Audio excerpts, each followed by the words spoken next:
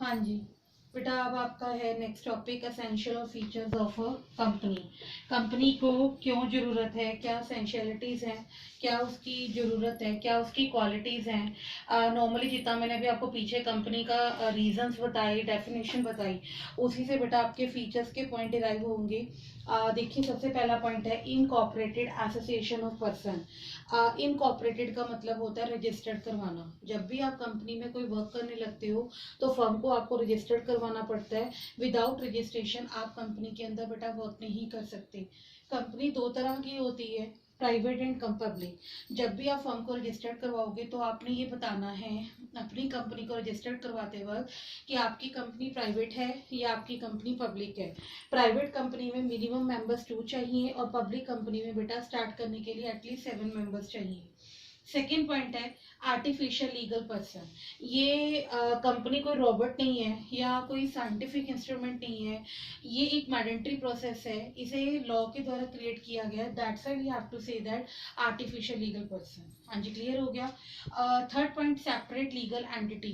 Company के अंदर जितने भी रूल्स होंगे, रेगुलेशंस होंगे, all are separate, they are not connected with any other form of business organisation. That's why we have to say that here is a separate legal entity. मतलब कि सारी assets और लायबिलिटीज के ऊपर company का अपना खुद होल्ड होता है, कोई और पर्सन उसके ऊपर लीगल राइट अपना नहीं करता।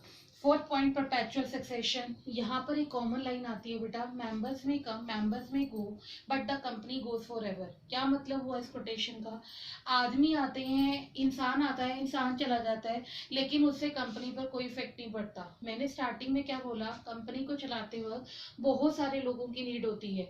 अगर उसमें से कोई पर्सन इंसॉल्वेंट हो जाता है, डेथ हो जाती है या बैंकरप्ट हो जाता है, तो उससे कंपनी पर उस चीज का कोई फर्क नहीं पड़ता। कंपनी अपने आप continuously go for ever run करती है। लिमिटेड लायबिलिटी, बाकी फॉर्म्स में आप पढ़कर आए थे। अनलिमिटेड का रीजन में भी बताया था मैंने।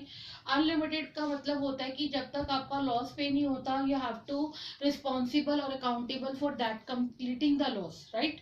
लेकिन यहाँ पर ऐसा नहीं है। यहाँ पर जितना इन्वेस्ट आप कैपिटल कर रहे हो या आपकी लायबिलिटी सिर्फ वहीं तक लिमिटेड है। और बाकी फॉर्म्स के साथ इसका क्या डिफरेंस है? बाकी form just like you can say that partnership हो गया, सोल ट्रेडर हो गया, वहां पर आप अपनी डोमेस्टिक प्रॉपर्टीज को सेल करके लॉस की रिकवरी करते हो। लेकिन यहाँ पर डोमेस्टिक प्रॉपर्टीज की नीड नहीं होती। क्यों? क्योंकि इसमें शेयर होल्डर्स हैं, इन्वेस्टर्स हैं, क्रेडिटर्स हैं, वो अपने साथ काफी कैश लेकर आते हैं, तो इस तरह का क्वेश्चन या प्रॉब्लम राइज यहाँ नहीं होती। कॉमन सील, यहाँ पर कॉमन सील है, रजिस्टर्ड है, लीगल है। कोई भी आउटर पर्सन आपकी कंपनी में एंटर नहीं कर सकता without the permission of higher authorities.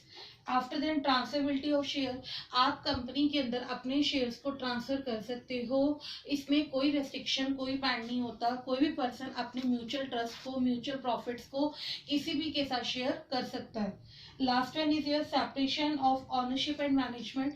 Company का जो ऑनर है और कंपनी की जो मैनेजमेंट है, दोनों चीजें अलग हैं। ऑनर कौन है? कंपनी को चलाने वाला, that means your equity share holder, your director of the company. और मैनेजमेंट कौन है? दैट पर्सन जो आपका काम हैंडल कर रहा है, जो मैनेजिंग कर रहा है ऑल द एक्टिविटीज को। तो दोनों चीजें सेपरेट हैं। रिस्क बियरिंग, कंपनी में जितना एक नॉर्मल कोटेशन कही जाती है कि where there is more risk there is always more profit.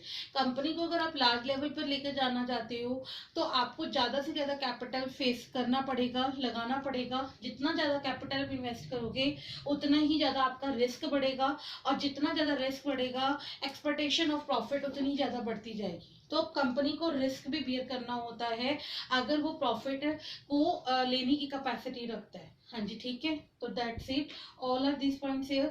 हाँ जी बेटा, अब आप इनको पढ़ लीजिए। आज बस यहीं तक हम करेंगे, कल हम इवैल्यूएशन का पार्ट करेंगे, ठीक है। Thank you so much.